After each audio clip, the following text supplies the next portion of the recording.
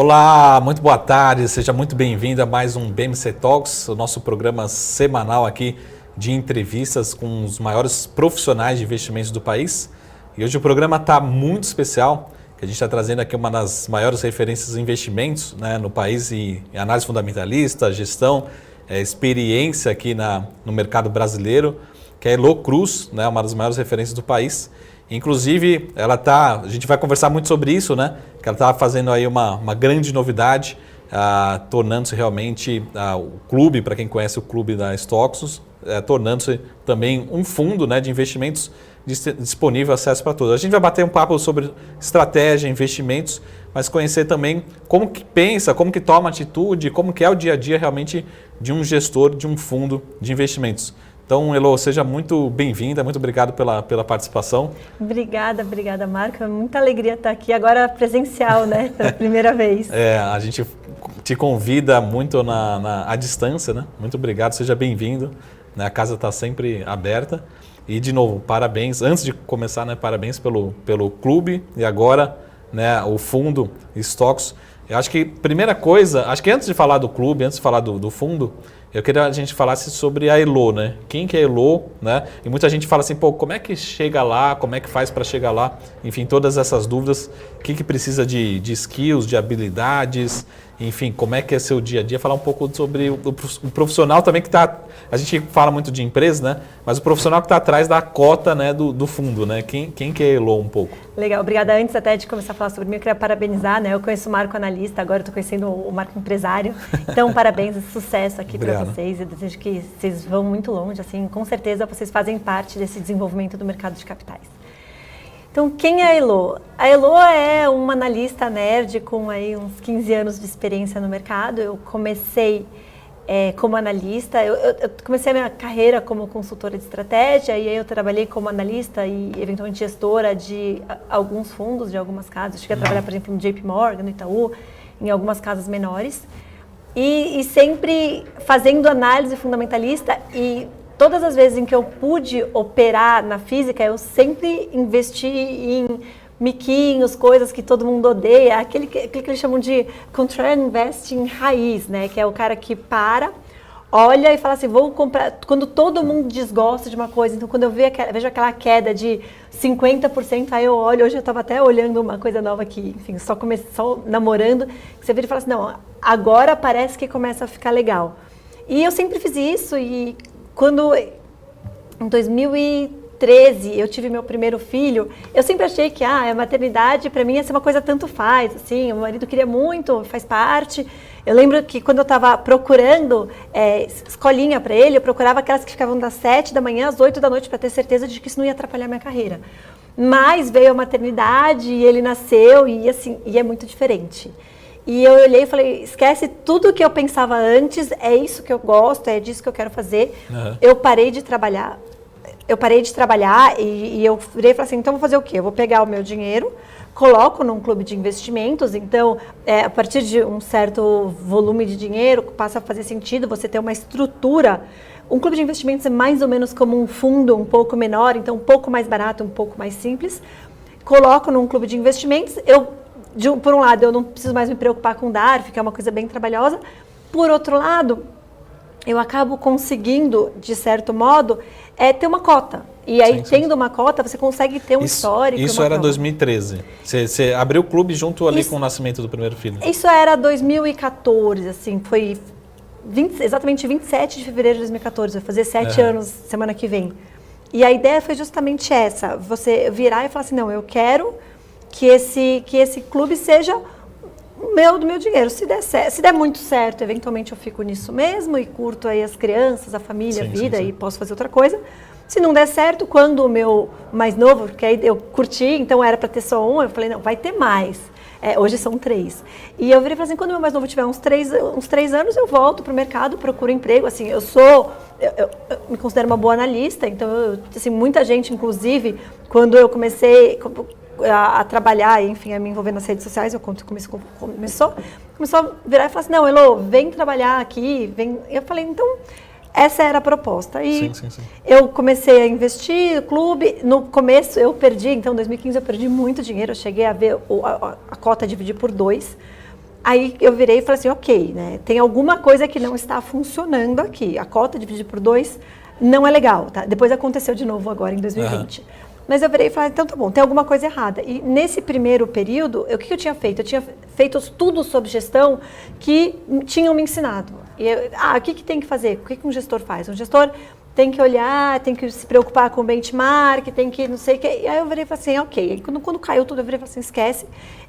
Historicamente, eu sempre ganhei dinheiro.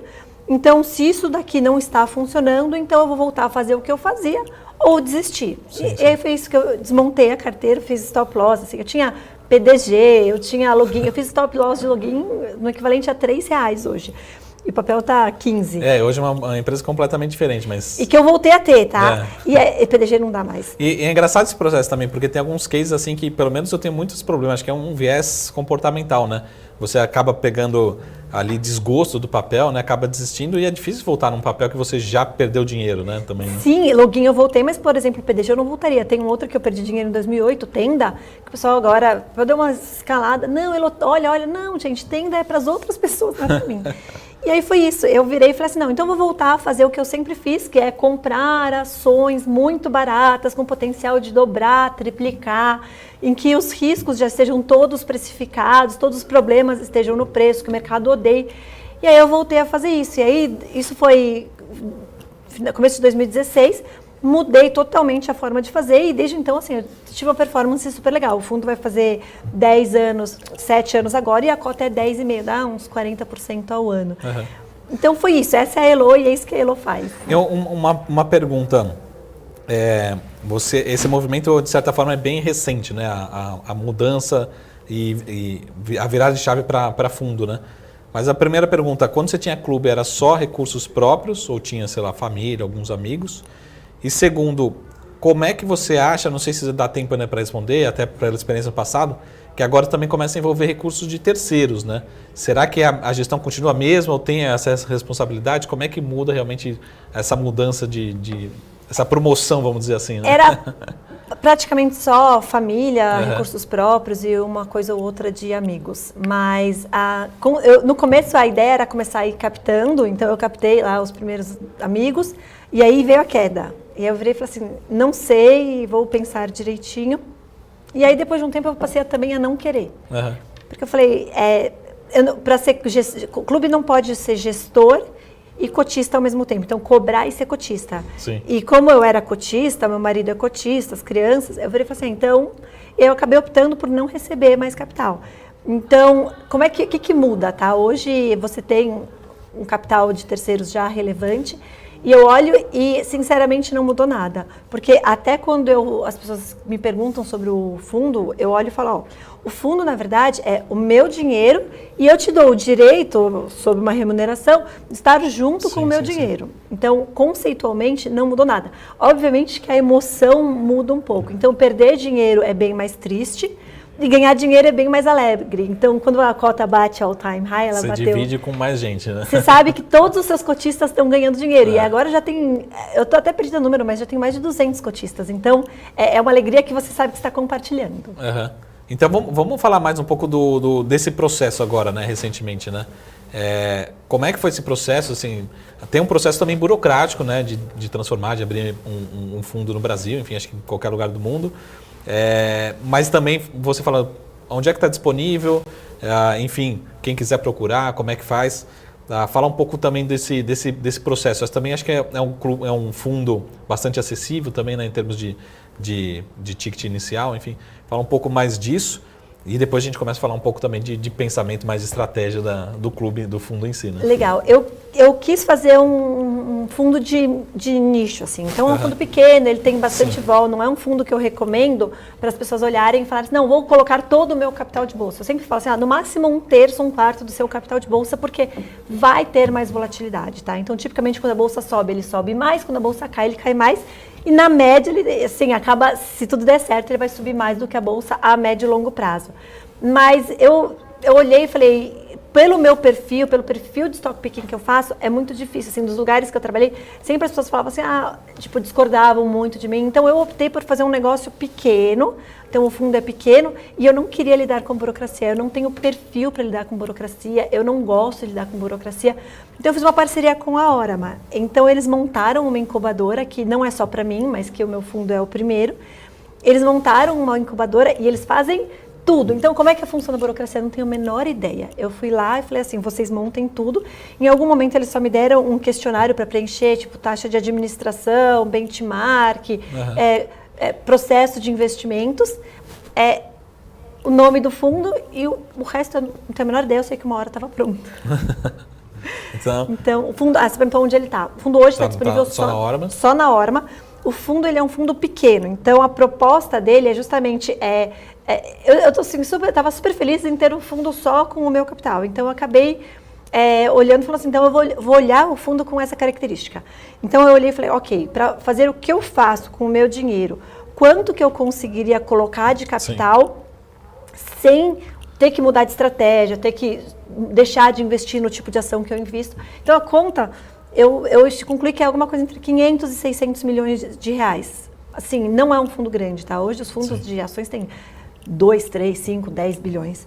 Então, eu cortei isso pela metade, então eu considero que o capacity de conforto hoje é 300 milhões de reais, então eu não preciso de uma grande estrutura para gerir 300 milhões de reais e eu consigo tentar manter uma performance legal. E voltando lá para o seu perfil, né? Fazendo a brincadeira ali para trás, né? A Elo gosta, você falou, né? Utilizando as suas palavras aqui. A Elo gosta dos micos, né? Do contrarian, ou seja, tá todo mundo falando mal, de repente você é a única que está ali comprando, enfim. Isso é seu? Você sempre fez esse movimento, assim, ou algo que você foi conhecendo, reconhecendo, falou assim, pô, aí que estão as grandes oportunidades. Como é que foi esse processo, né? Porque tem alguns cases que, por exemplo, se você não é a única, você é uma das poucas pessoas que comentam, enfim, publicamente. Até que caia na galera, né? Mas não, na verdade, foi sem querer. Eu descobri que o nome disso era Contrarian Investing depois. Assim. Na verdade, eu tenho um problema que eu entendo que quase tudo é valuation. Então, justamente, eu até dou curso de valuation porque eu acredito muito nisso. Então, o meu problema é que eu tenho muita dificuldade de comprar qualquer ação que seja cara. E se eu tenho dificuldade de comprar ação cara, então não faz sentido eu comprar. Então, o que sobra para comprar acaba sendo o que está muito barato. E o que acontece, assim, eventualmente uma ação cai em desgosto. Sim.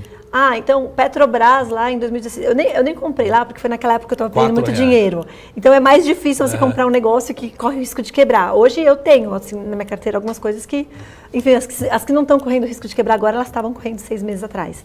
Mas então o que acontece você acaba olhando e falando assim, onde é que eu tenho margem de segurança, né? Margem de segurança, para mim, que a essência onde é que eu consigo comprar tão barato, mas tão barato, que mesmo se alguma coisa der mais ou menos errada, ou razoavelmente errado, eu ainda paguei menos do que vale. Então, foi isso, foi sem querer, mas era onde eu conseguia. Eu não consigo virar e falar assim, você olha, eu vou falar uma informação até que eu tenho muita dificuldade com valuation, que é VEG. Assim, para valer VEG os R$90 que estava outro dia, você precisa acreditar que ela vai crescer a receita cerca de 17%, 18% ao ano, sendo que o histórico, digamos, dos últimos 10 anos foi 11%. Então, isso eu não sei fazer. Mas a empresa é boa. Tudo bem, mas eu não tenho margem de segurança. Porque ela precisa ser muito melhor do que ela estava sendo para continuar. Então, acaba que sobra para mim os micos, as empresas que ninguém gosta, porque é lá que eu sei que é ok, eu durmo tranquila. Perdi dinheiro na pandemia, a cota caiu mais de 60%. Mas assim, eu estava tranquila de que as minhas empresas iam sobreviver e era só uma questão de tempo. Então, foi isso. Eu voltei, recuperei. Semana passada, eu bati a cota que eu tinha antes da pandemia. E falando desse ponto, por exemplo, que você falou, então, você acha que no fundo, na sua estratégia, na sua visão, não tem espaço, esses cases que nem VEG, por exemplo, nunca vão fazer parte, até uns cases novos, assim, que a gente está, pelo menos a minha visão, né, aprendendo a avaliar, então cases de tecnologia ou empresas lá de fora, enfim, que são negociados realmente a múltiplos muito, muito caros, né? Será que eles nunca vão fazer parte, ou não é o seu perfil, não é estratégia, ou de repente um peso pequeno, né? Como é que esse tipo de papel pode entrar ou não dentro do seu mundo de análise? Pode, e eu tenho uma empresa de tecnologia hoje na minha carteira. Assim, conceitualmente, assim, junto com a margem de segurança, eu olho a simetria. Então, eu não falei, mas eu comecei a minha carreira em consultoria de estratégia e eu tinha um foco em inovação. Então, o que acontece? Na hora que você olha inovação, o que você pode olhar e falar assim, qual que é a taxa de retorno esperada desse projeto e qual que é a chance desse projeto chegar na taxa de retorno esperada. Então, às vezes você vai ter um projeto normal, de uma empresa normal, que você tem lá uma taxa de retorno. Você pega uma Simpar, por exemplo, tem lá uma taxa de retorno de 20% para o equity em qualquer coisa que eles façam, que é uma taxa de retorno legal, e eles sabem que não vai desviar muito daquilo. Eu gosto de olhar e falar assim, não, eu quero, tem algumas empresas que são assim, você compra a ação, se der certo, ela vai te multiplicar por 10 na sua mão. Vou dar um exemplo, Inepar está na minha mão agora multiplicado por 5. Cabe multiplicar por 10? Cabe. Se der errado, ela quebra, então você coloca um capital pequeno, sim. E aí vai. Então, assim, não necessariamente vai dar certo. Em empresas de tecnologia, na hora que você olha, você vai virar e falar assim, ok, então você pega fala uma qualquer. Tipo, empresa de tecnologia nova, velha, antiga, tem as antigas TOTUS. Não, essas antigas você vai olhar e falar, mas se fosse uma TOTUS, você vai falar assim, então tá bom, então qual que é o mercado da TOTUS, o mercado grande? O mercado grande é o SAP para empresa menor. Então, qual o percentual das empresas menores já tem SAP? E aí, assim, você vai fazer uma análise, né? Isso se chama o business case. Então, qual que é o potencial de mercado, quanto tempo dá para crescer? Eu sempre considero que ela vai crescer num tempo razoável. E aí você olha e fala, como é que você projeta isso? Então, eventualmente, até TOTUS por curiosidade, às vezes alguns alunos viram e falam assim, Elô, eu gostaria de me aprofundar, eu estudo uns cases para você me ajuda. E até aconteceu de uma aluna virar e falar assim, eu quero estudar TOTUS. Aí ela falou, Elô, sempre fala de conservadorismo, a empresa vem crescendo 15% em média, né, ao ano, por um tempo, mas eu estou colocando isso para dentro. Eu falei, não, TOTUS tem espaço para crescer mais, enfim. Sim. Então, na hora que você olha empresas de tecnologia, você tem algumas empresas que você olha e fala assim, olha, o share of wallet, né, que ela tem dentro do mercado dela é 2%, 3%. Então, de 2%, 3% para virar 20%, então você olha, vou falar de uma que eu não tenho, tá? Melius. Melius tem um share of wallet dentro dos clientes dela de, agora não vou lembrar, mas tipo 7%, 8%. Sim. Então, na hora que você vira e fala assim, os clientes dela quem são? São os e-commerces. Quanto que esses caras crescem? 30% ao ano. Então, para Melius dobrar, não tem nenhum desafio. Então, você pega um modelo e virar e falar assim, e se ela der uma dobrada, dobrar uma vez só, quanto que ela precisa crescer a partir dali? E qual que é a chance que eu acredito dela dobrar? Você olha um pouco o resultado histórico, você entende um pouquinho, poxa, agora ela vai estar com dinheiro, ela pode fazer alguns M&As. M&A de startup é um M&A muito barato. Assim, então você olha, de novo, né? Essa eu não tenho.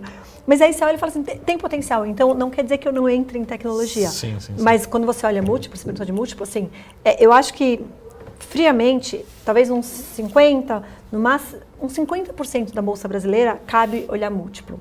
Acho que nem mais que isso.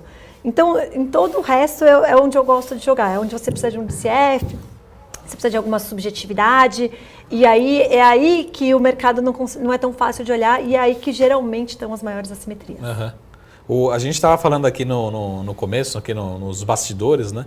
A gente estava falando um pouco dos cases, acho que assim, não só no clube ou no histórico, né? Mas sempre tem... A gente aqui é o momento da provocação, né? Não chega a ser um fogo no parquinho, mas é provocação. Mas assim, sempre tem um case que você deu uma recomendação que deu errado, no sentido assim, a empresa não entregou, o papel despencou, enfim. Revela pra gente assim, qual foi o pior história, assim, se você sentir a vontade de falar, não necessariamente em qual ano, mas assim, se puder falar, e exatamente assim, o porquê, o que aconteceu que realmente levou assim, a empresa caiu, a se desvalorizar, o que estava fora do seu cenário, enfim. Eu vou falar de PDG porque PDG comeu 10% do meu patrimônio. Então, foi uma posição que nunca teve mais do que 7 ou 8, mas conforme eu ia caindo, eu ia aumentando. Então, eu poderia falar uma mais recente, mas eu acho que essa foi a que mais me marcou. Então, basicamente, a PDG foi uma empresa que cresceu totalmente sem controle. Era uma empresa que não era uma empresa de dono. Então, para mim, construção civil tem que ser empresa de dono. Você tem que ter a mão do dono, o olho... Sabe a história do olho do dono? Quem guarda o boi é o olho do dono. E aí era uma empresa que cresceu, só que era uma empresa extremamente barata. Então, ela negociava, sei lá, 1/3 do patrimônio, do valor de ativos. Qualquer conta que você fizesse era tipo 1/3 ou menos. Acho que até menos. E aí eu olhei e falei assim, não, então tá bom, então tá barata, e aí ela caiu. O news flow, ele aparentava ser muito negativo, mas assim, logo que ela caiu, acho que era menos de 1/3, era tipo 20%. Foi para 10%. Aí eu fiz médio, eu nunca maior do que 10%. Tipo 7, 8, mas assim, eu cheguei a colocar... Assim, eu sei que ela me comeu uns 10% do patrimônio. Então, aí, assim, algumas coisas que eu aprendi. O preço médio é só quando a empresa nada mudou e a ação caiu. Então, por exemplo, na crise eu estava 100% comprada, mas eu tinha umas puts. Então, puts viraram dinheiro, puts, multiplicaram por 100, assim. Sim. Pena que eram poucas. Mas aí o que aconteceu? Eu peguei e comprei em Simpar, que já era a minha maior posição, é a empresa... É a minha posição. É a empresa que eu mais conheço e era uma empresa que eu tenho bastante segurança e dividiu por 4. Tinha mudado alguma coisa? Não. Você falava com a empresa e falava assim, e aí? Aí eles falaram assim, olha, isso abriu. Alto parou, papel e celulose continua igual, não sei o que, continua igual, a gente tem bastante exposição razoável a alimentos, enfim, medicamentos continua igual. Então você vira e fala assim, putz, então a empresa vai sofrer em altos.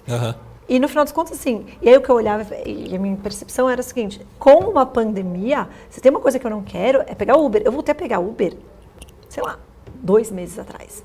Então, eu virei e falei assim, 3 talvez. Mas assim, eu virei e falei assim, então, eu fui lá e aumentei. Então, assim, na hora que você olha, você vira e fala assim, então isso foi uma lição aprendida. Preço médio só sem mudança de fundamento. Eu tive agora, na pandemia também, vou falar outra, Meal caiu, e aí caiu, porque restaurantes pararam, e, enfim. Para quem não conhece, deixa eu só fazer o disclaimer. Disclaimer não, a tradução, né? Para quem não conhece a Meal, é a famosa EMC, né? E só lembrando que nada disso é recomendação, tá? Só tô contando uns causos. E aí ela caiu, aí eu virei e falei assim, ok, tipo, deixei cair, aí eu virei e falei assim, ok, então, tipo, nada piorou. Aí até cheguei a aumentar, aí uma hora eu olhei e eu não tinha caixa para comprar as techs. Quando eu virei e falei assim, eu vou começar a olhar essas techs. Eu olhei e não tinha caixa, não tinha perspectiva de melhora. E aí, quando você é acionista de uma empresa, você vai testando. Então, toda vez que eu fui dar curso no ano passado, passava no aeroporto, comprava comida ruim. Passava no frango assado, comprava comida ruim. Assim, liguei no KFC, pedi um lanche, eu tenho 3 filhos pequenos, o lanche veio totalmente apimentado, assim, um lanche que não era para ser um lanche apimentado. Conclusão, as crianças não comiam. Aí o lanche das crianças não vinha brinquedinho. Eu falei assim, tipo, chega, eu precisava do dinheiro, zerei. Então, sim. Acho que voltando lá só para a PDG, para a gente terminar, o que realmente deu errado? Assim, por exemplo, você acha que você tinha uma posição maior do que devia ter? Você acha que foi um erro micro ali, que difícil de gerenciar? Enfim, o que deu errado a empresa deu errado. Acabou a empresa. Então, se você olhar o balanço da empresa, acabou. E, assim, a empresa estava deteriorando e o que deu errado foi a empresa não tinha estratégia, ela investiu alto, que é um medo que eu e todo mundo temos agora nesse ciclo. Ela investiu mal, comprou caro o terreno, se endividou demais. Então, assim, a empresa estava errada. O que eu achava é que eles iam conseguir, nem que eles vendessem com 50% de descontos apartamentos abaixo do custo, que faria o equity valorizar. Só que aí, quando apareceu proposta para vender muito abaixo, eles, vai destrói valor. Então, não é destrói valor, é sobrevivência. Então, aí foi isso. Aí uma hora eu virei e falei assim, eu não conseguia mais pensar em outra coisa que não PDG e login. Quando meu filho segundo nasceu, eu estava na maternidade, em 2 dias de maternidade eu perdi 8% do patrimônio do fundo. Eu falei assim, acabou, eu não quero mais pensar nessas ações, eu quero recomeçar a minha vida, recomeçar a minha cota. Aí eu topei a posição e eu não sei se chega a ser um erro, assim, mas, por exemplo, vamos supor, agora a gente está tendo vários IPOs e, de certa forma, me corrija se eu estiver errado, acho que a gente não tem ainda capacidade para analisar tudo de tudo, né? E o investidor, principalmente pessoa física, quer entrar em tudo, né? Quer entrar, não, agora é cash, agora é esse case, MOS, enfim. E às vezes, de repente, é melhor você ter uma análise muito aprofundada em um case, mesmo que seja da economia tradicional real, né?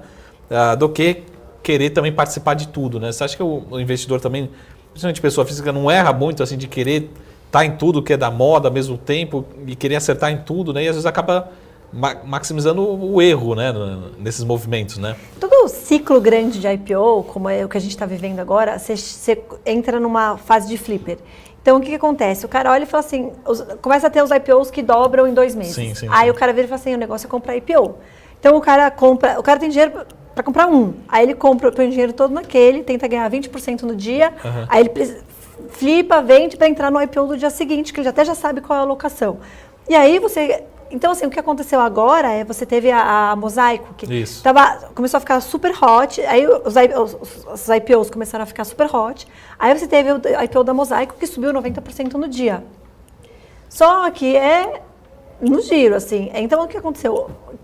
Muita gente ganhou e vendeu para ficar no próximo, e o IPO já voltou, acho que está subindo uns 40% desde mais ou menos. Mas assim, então assim, voltou por quê? Porque a gente já estamos na euforia. Então, o que acontece? Na hora que você olha isso, assim, não sei como é que foi a relação lá, mas se eu sou a empresa, eu fico chateado com o meu banqueiro. Sim. Porque eu deixei dinheiro na mesa. Lógico. Então, assim, eu acho que a minha impressão é que a tendência é que os IPOs seguintes venham alguns IPOs mais caros. Vai continuar tendo IPOs bons, só que quando você entra em euforia, tipo, o mercado está comprando qualquer coisa, sobe rápido, não sei o quê, então meio que vem qualquer coisa. Então, assim, acho que vieram empresas, eu não posso dizer por todas, mas vieram algumas empresas muito legais. Eu geralmente não gosto, mas eu não comprei nem no IPO, mas eu tenho algumas empresas que são de IPOs recentes, mas, tipo, assim, estamos já na euforia. Então, a partir de agora, mais cuidado, os IPOs tendem a vir mais precificados e começa a abrir espaço para empresas piores. Eu adoro que tenha muitas empresas na bolsa, então, assim, eu não vou dizer comprem IPOs, mas, assim, que venham os IPOs. Mas, assim, já começou a abrir espaço para algumas porcarias, então... Eu falo para todo mundo assim, já tá começando a aparecer que nem os Estados Unidos, né? Assim, uns IPOs de empresas sem lucro, né? Ou seja, até tem um indicador lá nos Estados Unidos, acho que tem uns 20%, 25% ali de empresas que não dão lucro. Mas começar a vir empresas que não dão nem EBITDA, aí você começa a ficar um pouco mais difícil de ficar confortável com esses cases, né? É isso, assim, você vira e fala assim, empresa sem lucro, se eu te disser, o PI da minha carteira sempre foi tipo 40, porque eu sempre tive empresa que dá prejuízo, enfim, faz parte do contrary. Né? Mas o problema é isso, não tem nem EBITDA, assim, não tem nem os negócios direito. A empresa fala, o que você é? Eu sou esse negocinho aqui, mas o que você isso aqui.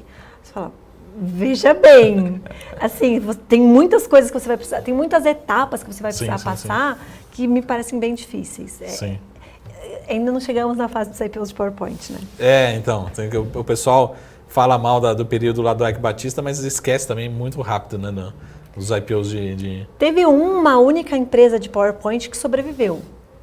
Sabe qual é? Não. Brasil Agro. Daquele último super ciclo de IPOs, só Brasil Agro sobreviveu. Tinha aquela Investur que comprava terreno de praia, todas as empresas X. A Eneva, no final, ela é uma empresa X, mas sim, quebrou e sobreviveu depois. Eu falei publicamente já que eu já fui acionista de uma empresa, não de PowerPoint, mas que não tinha receita, a empresa, que está listada até hoje.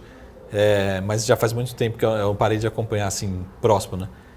Mas era um projeto de longo prazo, enfim, era uma outra história, tipo um Meal Pipe, que é a Bion. Não sei se você já ouviu falar em Bion. Sim, a empresa que faz insulina, né? Não chega a ser PowerPoint, mas é um pouco nesse sistema. Mas só para a gente resumir, que assim, o papo, eu sempre falo, papo bom passa rápido, né? Mas para a gente fazer um resumo, assim, como é que está a sua visão para a Bolsa para 2021, para os próximos anos, né? Em termos de investimento mesmo? E segundo, você acha que tem... Sempre é uma pergunta de alguns milhões, né? Ou bilhões de reais.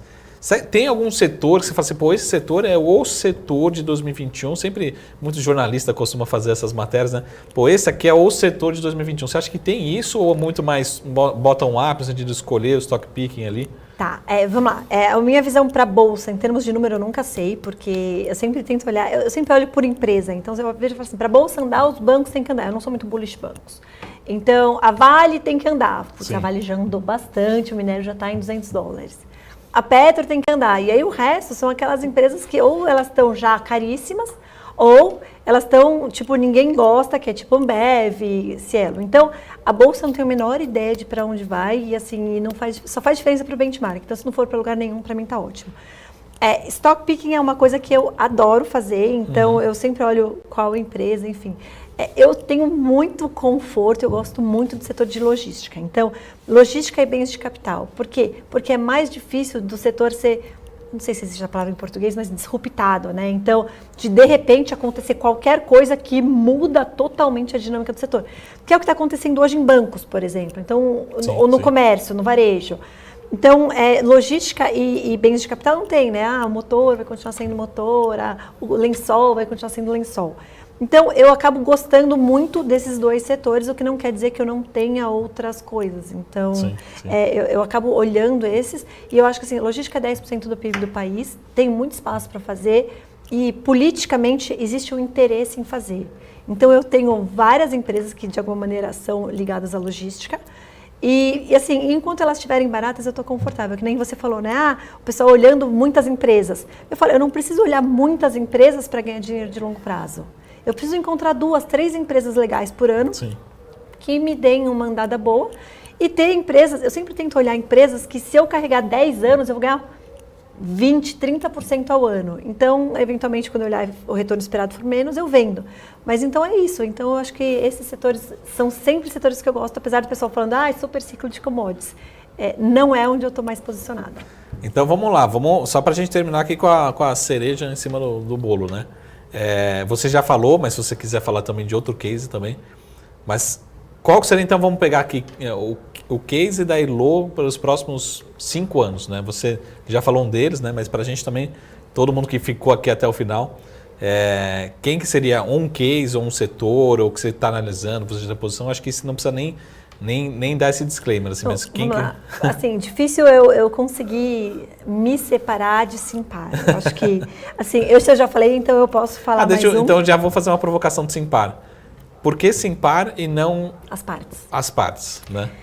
Porque eu acho que, diferente da maioria das outras holdings, eles agregam valor na holding. Então, para quem conhece o case, eu olho e falo assim, eu tenho o Simpar, tenho mais, tenho menos, mas assim, desde antes de começar o fundo, porque o fundo que eu trabalhava antes, quando eu engravidei, ele já carregava uma posição na que chamava JSL. Sim.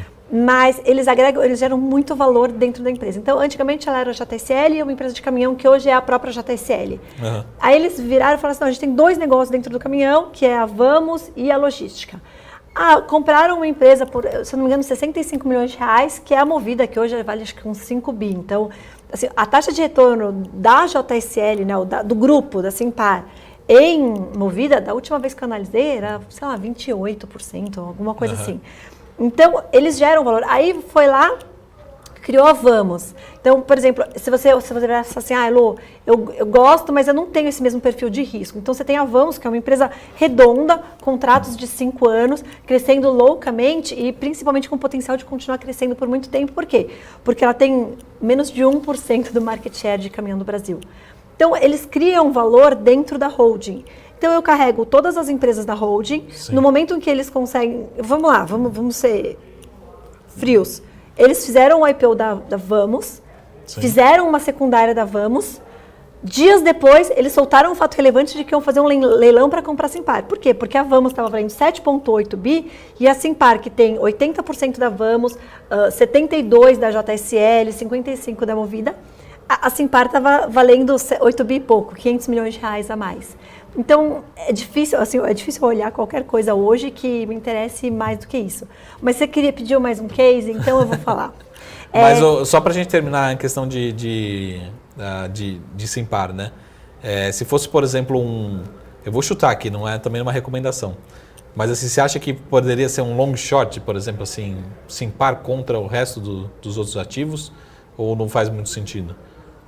Não, eu acho que não faz muito sentido, porque, por exemplo, eu tenho a expectativa de que o mercado meio que não gostava da Simpar e agora ela começa... Assim, todo analista que eu conheço que parou para estudar, para fazer conta, acabou comprando a ação. Mas é uma empresa que tem 5 empresas embaixo. Então, o cara tem que tomar uma decisão de fazer conta de Simpar, é uma decisão pelos próximos 2 meses e se dedicar tempo nisso. Sim. Mas não, porque o mercado vai olhar cada coisa diferente. Então, por exemplo, a Movida está num momento de resultado muito forte. A Vamos, ela é uma empresa que eu acho que ela vai negociar com aqueles múltiplos exorbitantes. Então, assim, se a Vamos subir muito mais do que a Simpar, no curto prazo, pode acontecer. Então, eu não acho que é um long short que vale a pena. Eu prefiro shortear um negócio que seja caro, raiz. Entendi.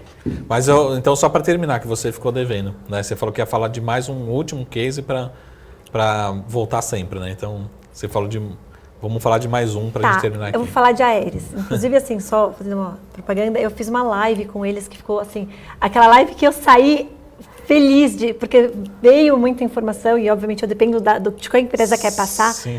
Mas a Aeris é uma empresa que faz pá eólica. Então, para quem não sabe, eu falo que é uma florzinha, né? Mas uma turbina eólica, né? Uma florzinha, ela é uma torre Aí você tem a máquina lá em cima e a máquina tem 3 pás. Sim.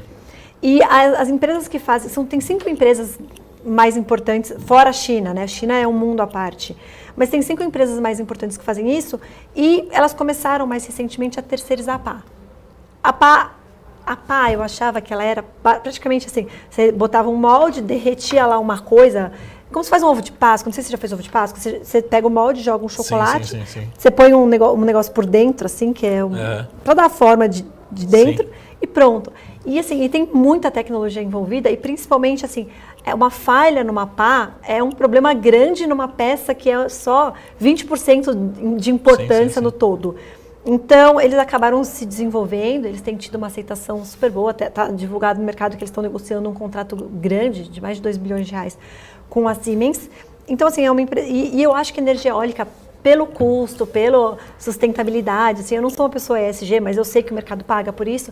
Então, eu acho que a energia eólica vai crescer muito e à medida que a matriz energética vá para alguma coisa mais limpa, mais renovável, eu acho que tem muito espaço para crescer e a empresa tem entregue um bom produto, que isso importa, né? Não é...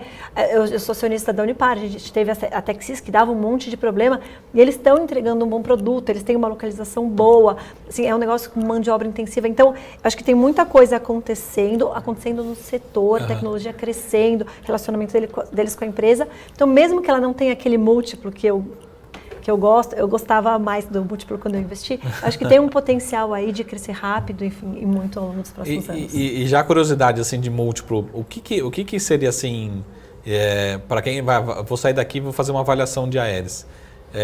Ela é uma empresa industrial, uma empresa de energia, onde é que seria uma empresa de dividendos, uma empresa previsível?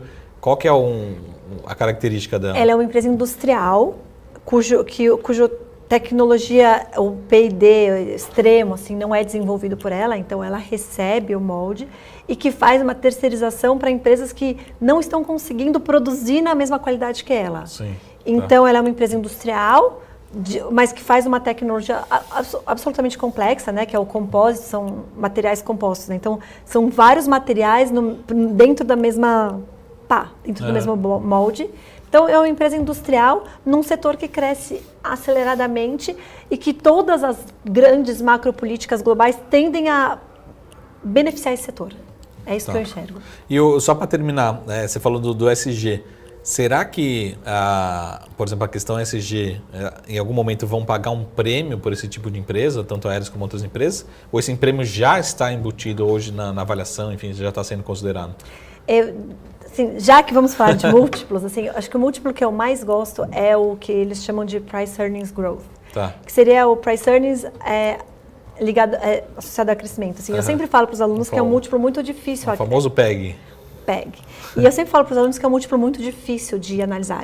Aliás, uma outra coisa importante, eu sempre falo assim, você precisa ganhar o direito de usar múltiplos. Então, usar múltiplos não é simplesmente olhar lá um múltiplo e tomar uma decisão. Sim. É entender em que contexto aquele múltiplo está acontecendo, o que mais está acontecendo na empresa. Não é um número para um screening, assim. Quase todo screening que eu faço, eu vou olhar e dá errado. Então, assim, o que acontece é, na hora que você olhar, se você olhar o potencial de crescimento, a facilidade de crescer, assim, o perfil de retorno, eu acho que você vai olhar e vai falar assim, não, tem espaço. Olha a VEG, né? Olha o múltiplo de VEG e VEG nem cresce o que ela cresce. Então...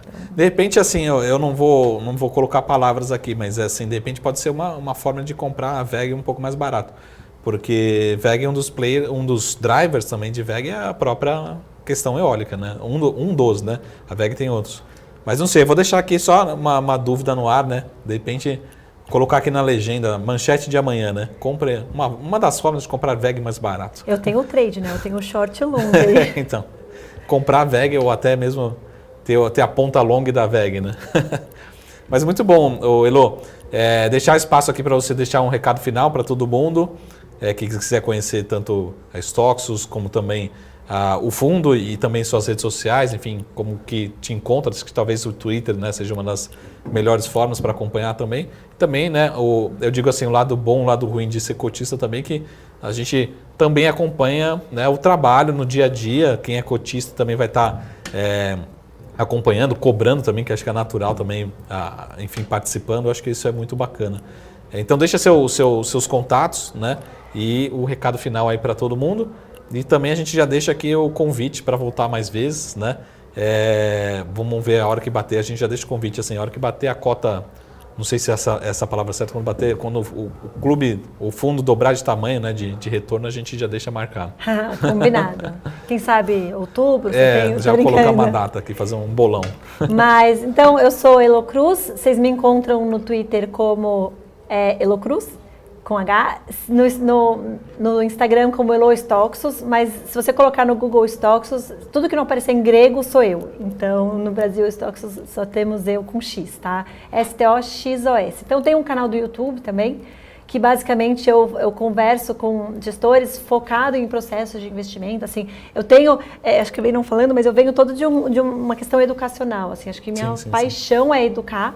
Então, eu tenho um site, se vocês quiserem saber mais sobre curso de análise fundamentalista, stoxos.com.br. Então, nesses lugares você me encontra, eu sou uma pessoa completamente virtual, trabalho de casa, enfim, curto loucamente a vida. Muito bom. Muito obrigado pela presença, pela participação, Elo, muito gentil, né? Espero sempre tê-la aqui com a gente, né?